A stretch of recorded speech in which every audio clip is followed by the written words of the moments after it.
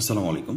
কবিটি বাংলার পক্ষ থেকে সবাইকে স্বাগতম। শিক্ষার্থীবৃন্দ, অভিভাবক বন্ধু, আপনাদের নতুন একটা নোটিশ দেওয়ার জন্য উপস্থিত হয়েছে। যারা এই মুহূর্তে আমার চ্যানেলে জয়েন করেছেন অবশ্যই চ্যানেলটিকে সাবস্ক্রাইব করে বেল আইকনটি অন করে রাখবেন।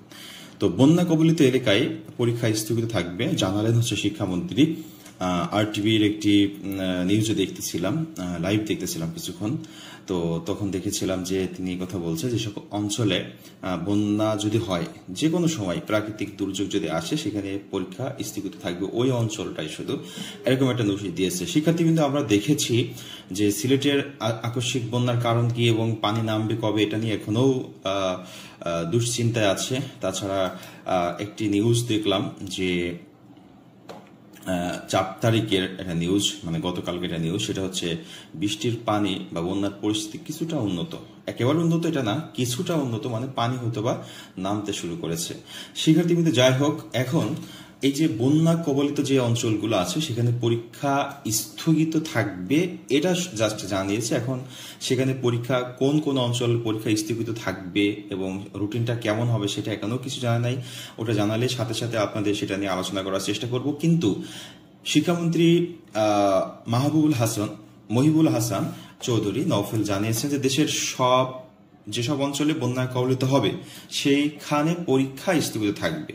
বলেছেন যে এইচএসসি ও সমমানের পরীক্ষা 2024 উপলক্ষে শিক্ষামন্ত্রীর অনুষ্ঠিত জাতীয় মনিটরিং আইন শৃঙ্খলা কমিটির সভায় এই সিদ্ধান্ত জানানো হয়েছে। আচ্ছা, সেখানে সভাপতিত্ব করেছিলেন শিক্ষামন্ত্রী মহিবুল হাসান চৌধুরী। তিনি বলেন, আবহাওয়ার পূর্বাভাস ও পানি সীমার বিষয়টি পর্যবেক্ষণ করা হচ্ছে। যে অঞ্চলে বন্যা ছড়াবে শুধুমাত্র সেই অঞ্চলে পরীক্ষা নেওয়া হবে না, পরিস্থিতি স্বাভাবিক হলে সে অঞ্চলেও নেওয়া হবে।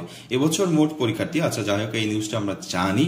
তো এটা দ্বারা আমরা বুঝতে পারলাম যে হচ্ছে যদি বন্যা পরিস্থিতি বেশিটা উন্নতি না হয়, অবশ্যই যে সকল অঞ্চলে বন্যা কবলিত সে সকল অঞ্চলে পরিস্থিতি উন্নতি না হয় সেখানে পরীক্ষা স্থগিত থাকবে। শিক্ষার্থীবৃন্দ, আপনারা যারা কারিগরি শিক্ষা বোর্ডের অধীনে আছেন, আপনারা যারা সারা বাংলাদেশে একই প্রশ্ন হয়, একটাই বোর্ড, সেটা নিয়ে কি হবে এখনো শিক্ষামন্ত্রী জানা নাই। যদি এখনো যেহেতু সিলেট অঞ্চলের পরীক্ষা স্থগিত হবে এরকম সঠিক তথ্য, মানে সঠিক বলতে 100% যে নোটিশটা দেবে বোর্ড বা শিক্ষা মন্ত্রণালয়, সেটা এখনো প্রকাশ হয় নাই।